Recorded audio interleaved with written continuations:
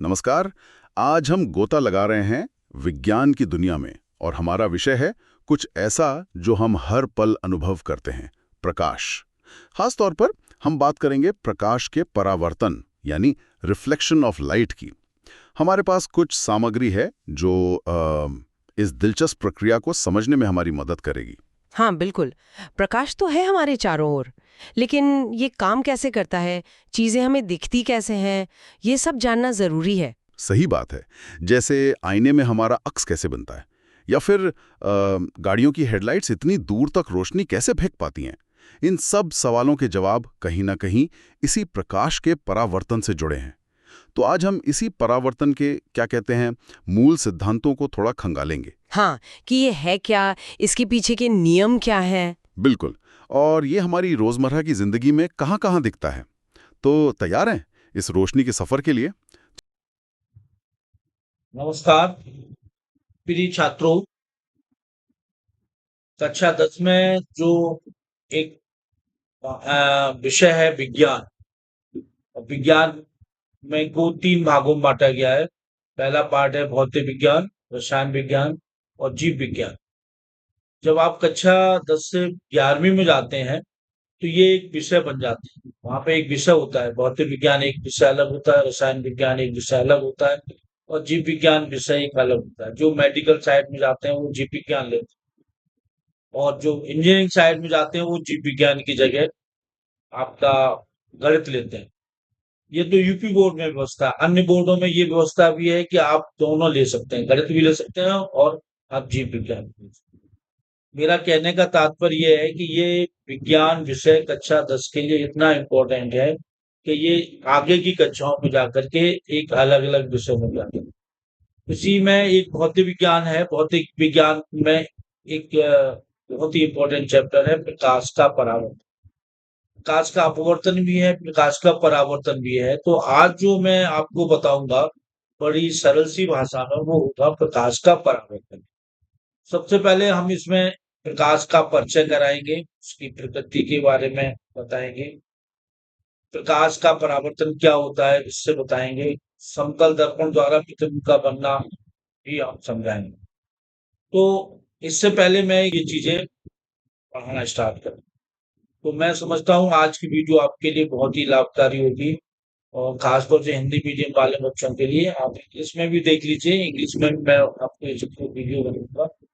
तो कृपया करके अगर ये आपको वीडियो पसंद आती है या कोई दिक्कत होती है तो मेरे कमेंट बॉक्स में जरूर लिखें, ताकि मुझे और अच्छी वीडियो बनाने के लिए वक्त मिले। तो चलते हैं प्रकाश का परावर्तन भाग 1।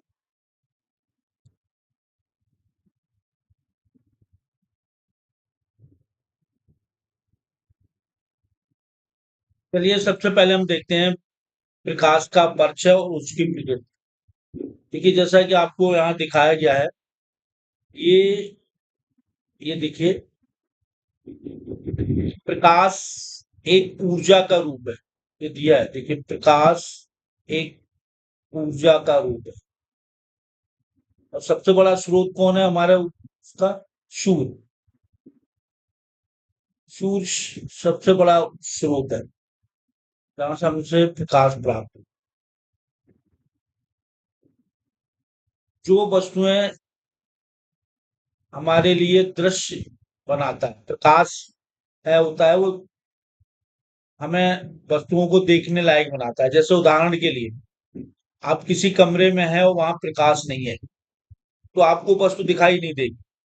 जैसे ही हम बल्ब जलाते हैं तो बल्ब से जो प्रकाश मिलता है उससे वो वस्तुओं पर टकराता है और टकराने के बाद हमारी आंख में प्रतिबिंब बनाता है। तो दिन के समय सूर्य का प्रकाश वस्तुओं को देखने के लिए हमारी सहायता करता है। और कुछ वस्तुएं ऐसी होती हैं, कुछ वस्तुएं जैसे सूर्य, तारे, जलती हुई मोमबत्ती, लैंप आदि, जो स्वयं प्रकाश उत्सर्जित करती है। ठीक है, दीप्तमान वस्तुएं कहलाती हैं। कुछ वस्तुएं ऐसी होती हैं जो स्वतः प्रकाश उत्पन्न करती हैं। अन्य वस्तुएं दीप्तमान वस्तुओं से पड़ने वाले प्रकाश का कुछ भाग मोड़ देती है। होता क्या है, 3 घटनाएं होती हैं। एक तो होता है परावर्तन, एक होता है अपवर्तन और एक होता है अवशोषण।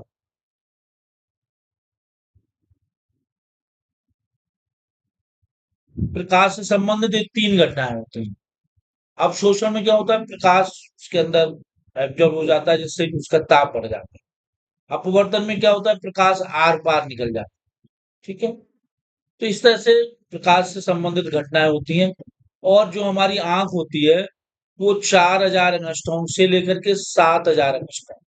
देखिए, जो सूर्य का प्रकाश होता है, उसमें बहुत सारे रंगों के तरंग-दैर्घ्य के रंग होते हैं। इसमें एक होता है VIP-GYOR।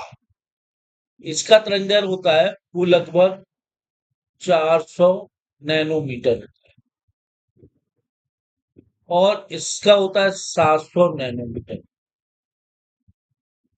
इसके आगे का जो क्षेत्र होता है, वो कहलाता है इधर का पराबैंगनी,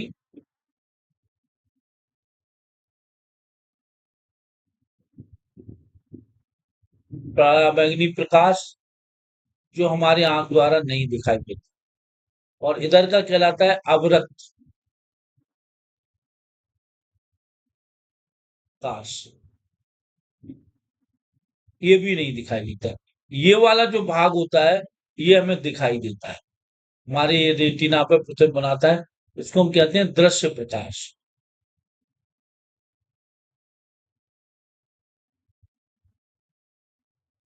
जैसे जाड़ों के दिनों में हम खाना खा के सोते हैं, तो हमारे शरीर से भी विकिरण निकलते हैं, लेकिन वो विकिरण किस क्षेत्र के होते हैं?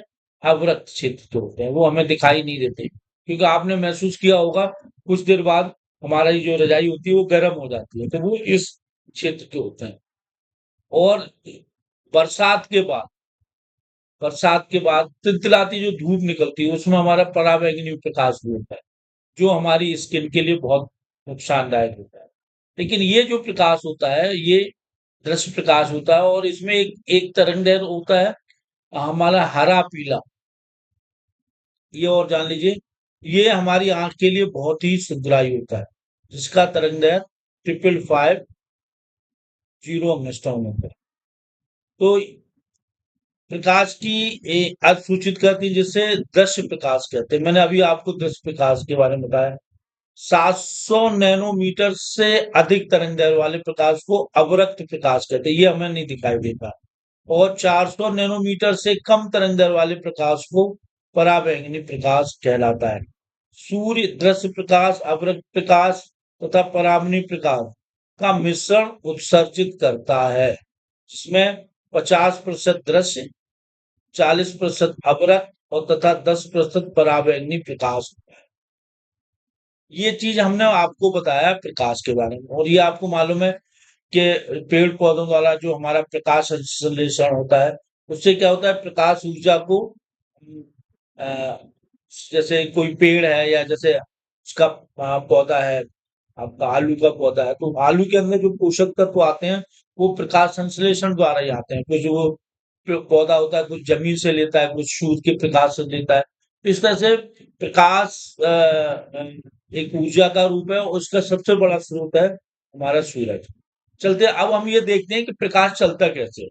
देखिए, प्रकाश का जो पथ होता है वो एक सीधी रेखा में होता है। आपको देखना चाहिए, एक सीधी रेखा में होता है प्रकाश का पथ। ये दिया हुआ है, देखिए। प्रकाश सरल रेखा में गमन करता है, प्रतीत होता है। यह विचार छोटे छोटे प्रकाश स्रोतों द्वारा बनाई गई तीव्र छाया से एक प्रयोग किया गया, जिसमें इस तरह से एक छेद करके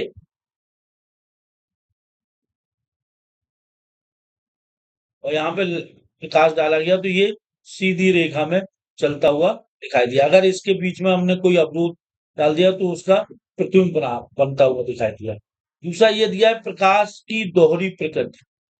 देखिए, कुछ वैज्ञानिक थे, उन्होंने ये कहा कि प्रकाश है वो कणों के रूप में चलता है। कुछ वैज्ञानिक थे, उन्होंने कहा कि जो प्रकाश है वो तरंग के रूप में चलता है। तो बाद में कुछ घटनाएं ऐसी थी जो तरंग पर आधारित थी, कुछ घटनाएं ऐसी थी जो कण पर आधारित थी। तो बाद में प्लैंक नामक वैज्ञानिक थे, उन्होंने ये बताया कि जो प्रकाश है वो एक निश्चित ऊर्जा के कणों के रूप में, निश्चित ऊर्जा के कणों के रूप में या टुकड़ों के रूप में चलता है, जिनको हम क्वांटा कहते हैं या फोटोन कहते हैं। फोटोन कहते हैं, ये फोटोन। तो इसका मतलब इसमें दोनों तरह की प्रकृति होती है, कण का भी प्रकृति होती है और तरंग की। तो इस वजह से इसको हम कहते हैं दैत्य प्रकृति कहते हैं।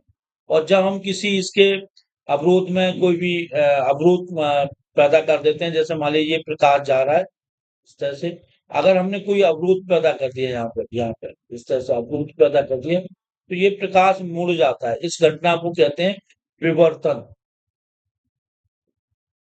ये आप उच्च उच्च कक्षाओं में पढ़ा देंगे। किसी प्रकाश के किनारे की ओर मुड़ने की जो प्रवृत्ति होती है, उसको हम प्रकाश का विवर्तन कहते हैं।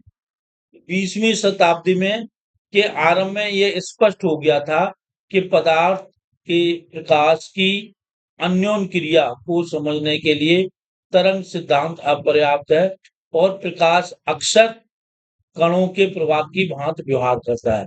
और जो आधुनिक क्वांटम सिद्धांत है जिसको प्लैंक ने दिया, उसके अनुसार प्रकाश को न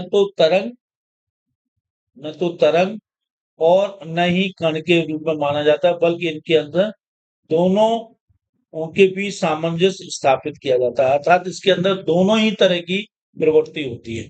तो ये हमने आज प्रकाश के बारे में इसमें पढ़ा, और उसके साथ साथ ये पढ़ा कि इसके क्या गुण होते हैं। अब सबसे पहले हम देखते हैं प्रकाश का परावर्तन। देखिए, परावर्तन का मतलब होता है कोई भी चीज, जैसे चित्र में दिखाया ये पृष्ठ है, इस पर ये किरण आपतित हो रही है, इसको हम, जो आने वाली किरण है, उसको हम बोलते हैं आपतित किरण।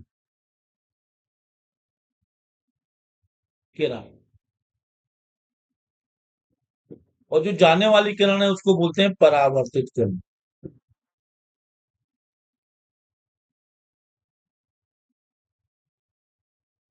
तो देखिए चित्र में देखा है, जब एक प्रकाश पुंज किसी संपर्क में आता है वस्तु के, तो उसका कुछ भाग या पूरा भाग प्रकाश पुंज से वस्तु से टकराकर वापस उसी माध्यम में लौट जाता है। ये भी संभव हो सकता है, जैसे ये कोई पृष्ठ है, ये प्रकाश आया, आपतित हुआ और फिर इसी तरह से चला गया। अगर कोई प्रकाश इधर से आ रहा है तो ये इधर से चला जाएगा। तो ये उच्च कोटि की पॉलिश किया हुआ पृष्ठ, जिसे दर्पण कहते हैं, और इस घटना को हम परावर्तन कहते हैं। ठीक है। परावर्तन से संबंधित हमारे कुछ पद होते हैं, जैसे आपतित किरण, परावर्तक तल पर पड़ने वाले प्रकाश किरण के, जैसे ये मान लीजिए परावर्तक तल है ये, और इस पर कोई किरण आ रही है, ये देखिए ये किरण है, ये किरण है, तो इसको हम कहेंगे आपतित किरण, किरण कहेंगे। और ये परावर्तित होके जा रही है यहाँ से, तो ये कहलाएगी परावर्तित किरण।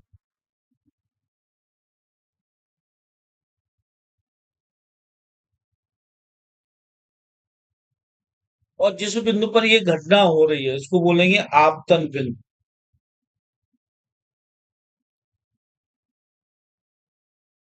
जैसे इसमें ये दिखा है, ये आपतन बिंदु, आपतन बिंदु, इसलिए ये भी आपतन बिंदु है। और इस पर खींचा गया ये कहलाता है अविलंब, ये अविलंब।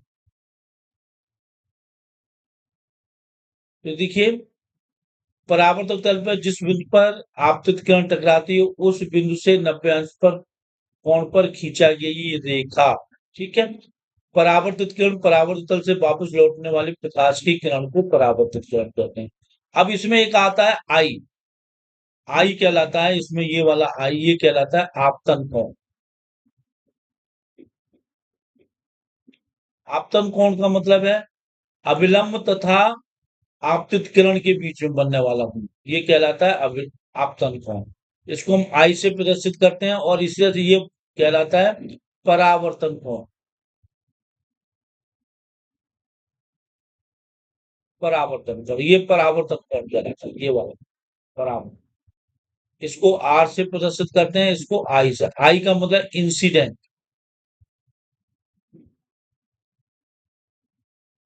और आर का मतलब है रिफ्लेक्शन।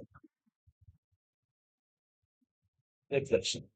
अब ये जो घटना होती है प्रकाश का परावर्तन, ये एक नियम का पालन करती है, मतलब ये कुछ नियमों का पालन करती है, जिसमें प्रथम नियम क्या है कि आपतित किरण, ये देखिए आपतित किरण, परावर्तित किरण तथा आपतन बिंदु पर खींचा गया अभिलंब, तीनों एक ही तल में होते हैं, तीनों एक ही तल से होके गुजरते हैं। और दूसरा होता है आपतन कोण और का मान परावर्तन कोण के मान के बराबर होता है, अर्थात जितना ये कोण होगा उतना ही ये कोण होगा। अगर ये कोण आई हमारा 40 है, 40 डिग्री, तो आर भी 40 डिग्री होगा। ऐसा नहीं है कि आर हमारा 45 डिग्री हो जाए, ठीक है। और एक और चीज बताइए कि परावर्तन के दौरान प्रकाश की गति, आवृत्ति तथा तरंगदैर्घ्य में कोई परिवर्तन नहीं होता। ये चीज बहुत इंपॉर्टेंट है, जबकि हम जब अपवर्तन आपको बताएंगे तो इनमें परिवर्तन होता है। प्रकाश की गति में परिवर्तन होता है और तरंगदैर्घ्य में परिवर्तन होता है, आवृत्ति में कोई परिवर्तन नहीं। किसमें? प्रकाश के अपवर्तन में। तो इस तरह से ये बहुत ही इंपॉर्टेंट चीज है, इसको आप समझ लें, बहुविकल्पी क्वेश्चनों के लिए ये इंपॉर्टेंट चीज है। चलिए अब आगे बढ़ते हैं और ये हम देखते हैं कि प्रकाश का जो परावर्तन होता है वो कितने प्रकार का होता है। देखिए इसमें प्रकाश का जो परावर्तन होता है वो मुख्यतः दो प्रकार का होता है। देखिए ये देखिए दिया हुआ है प्रकाश का परावर्तन, तो देखिए नियमित परावर्तन। नियमित परावर्तन का मतलब होता है जब परावर्तक तल बहुत चिकना होता है और उस पर पड़ने वाला प्रकाश सीधे परावर्तित होता है, तो उसको हम कहते हैं नियमित परावर्तन। जैसे आपने देखा होगा कि जब आप सुबह अपना चेहरा शीशे में देखते हैं, शीशा भी एक क्या है, एक समतल दर्पण है जिसको हम आगे अभी बताएंगे। शीशे में देखते होंगे तो उसमें आपको चेहरा स्पष्ट दिखाई देता है, तो ये हमारा होता है नियमित परावर्तन, चिकने पृष्ठ से। विसरित परावर्तन क्या होता है? जब प्रकाश का परावर्तन किसी खुरदरे पृष्ठ द्वारा होता है तो उसका प्रकाश परावर्तित होकर सभी दिशाओं में फैल जाता है। इससे बनने वाला जो प्रतिबिंब होता है वो स्पष्ट नहीं, तो उसको हम कहते हैं विसरित, बिखरा हुआ परावर्तन। ठीक है, इसी तरह से अब हम इसमें एक शब्द आता है प्रतिबिंब। किसी वस्तु या बिंब से आने वाली प्रकाश की किरणें जब आंख पर रेटिना पर मिलती हैं अथवा मिलती हुई प्रतीत होती हैं, तब उसे हमें दिखाई देते हैं, तो उसका वो प्रतिबिंब कहलाता है। जो बनता है हमारी आंख पर उसको प्रतिबिंब कहलाता है। जैसे उदाहरण के लिए दर्पण है, यहाँ पे आप देख रहे हैं, ठीक है, तो एक किरण तो इधर से होकर के परावर्तित होकर ये इधर आ गई, ये आ गई, देख लिया इधर आ गई, लेकिन हाथ से देखने पर हमें ये पता चलेगा कि ये किरण यहाँ से आती हुई प्रतीत हो रही है। ठीक है, तो इस तरह से इसका जो प्रतिबिंब होगा ये बनेगा, ये वस्तु होगी, ये वस्तु और ये प्रतिबिंब। प्रतिबिंब, अब देखिए प्रतिबिंब होते हैं वो दो प्रकार के, दो प्रकार के प्रतिबिंब होते हैं। नंबर एक ये होता है हमारा वास्तविक और नंबर दो आभासी प्रतिबिंब। अब इनमें विशेषताएं क्या होती हैं? जब परावर्तित किरण वास्तव में मिलती है तो वास्तविक प्रतिबिंब बनता है, इसे पर्दे पर हम प्राप्त किया जा सकता है। ठीक है, हम उसको पर्दे पर बना सकते हैं। जबकि आभासी प्रतिबिंब क्या होता है? जब किरणें वास्तव में नहीं मिलती, केवल ऐसा आभास होता है, तो वो मिल रही होती हैं, तो आभासी प्रतिबिंब कहलाती है। इसे पर्दे पर प्राप्त नहीं किया जा सकता है। जब सुबह हम उठ करके आप अपना चेहरा देखते हैं तो अपना आपका जो प्रतिबिंब बनता है वो आभासी प्रतिबिंब। तो एक चीज है, आभासी प्रतिबिंब हमेशा सीधा बनता है, जैसे वस्तु रखी होगी उसी तरह। और ये वास्तविक प्रतिबिंब हमेशा उल्टा बनता है, उल्टा बनता है। सीधा प्रतिबिंब पर्दे के पीछे बनता है, दर्पण के पीछे बनता है, के पीछे। और ये दर्पण के आगे बने, के आगे आगे बने। इसको हम पर्दे पर नहीं बना सकते, पर्दे पर नहीं बना सकते।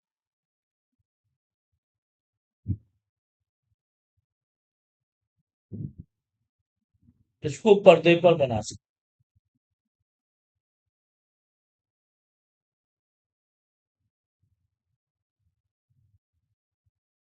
तो ये कुछ वास्तविक प्रतिबिंब और आभासी प्रतिबिंब में अंतर था। देखिए, आभासी प्रतिबिंब किसके द्वारा बनते हैं? हमेशा आभासी प्रतिबिंब बनेंगे समतल दर्पण द्वारा, दर्पण द्वारा, जिसमें आप शीशा सुबह चेहरा देखते हैं, समतल दर्पण द्वारा।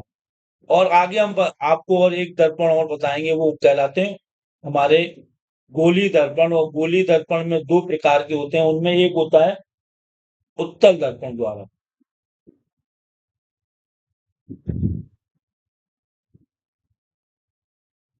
दर्पण द्वारा। इनके द्वारा हमेशा आभासी प्रतिबिंब बनता है, जबकि अवतल दर्पण द्वारा विशेष स्थिति में, दर्पण द्वारा विशेष स्थिति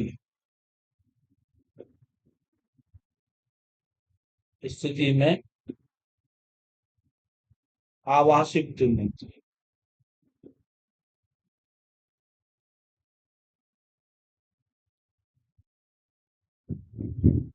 देखिए, अवतल दर्पण में जो कुल 6 स्थितियां होती हैं, 6 में से 5 में वास्तविक बनता है और 1 में आभासी बनता है। और ये जो ये प्रतिबिंब बनते हैं, ये हमेशा हमारे अवतल दर्पण में बनते हैं।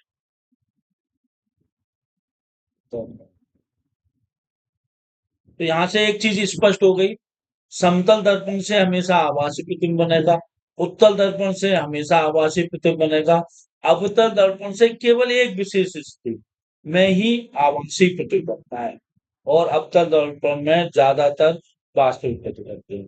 और वास्तविक प्रतिबिंब कहाँ बनता है? अवतल दर्पण के द्वारा। कुल 6 स्थितियों में 5 स्थितियों में वास्तविक प्रतिबिंब बनता है और एक स्थिति में आभासी प्रतिबिंब। समतल दर्पण द्वारा बना प्रतिबिंब सदैव आभासी होता है। ये देखो, मैंने नीचे लिखा हुआ है, ये देखिए नीचे, ये देखिए, ये देखिए लिखा हुआ है। समतल दर्पण द्वारा बना प्रतिबिंब हमेशा सदैव आभासी होता है, वस्तु के बराबर होता है और आकार होता है। उत्तल दर्पण द्वारा हमेशा आभासी और सीधा प्रतिबिंब होता है, जो वस्तु से छोटा है।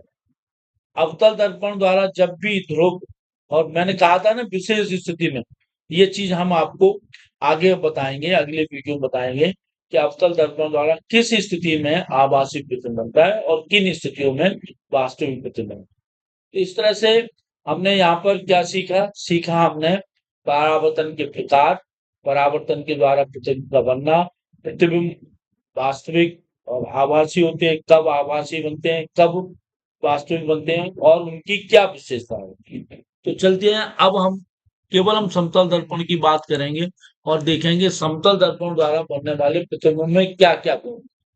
देखिए, पहला आपने देखा होगा, समतल दर्पण द्वारा जो प्रतिबिंब बनता है वो आभासी होता है।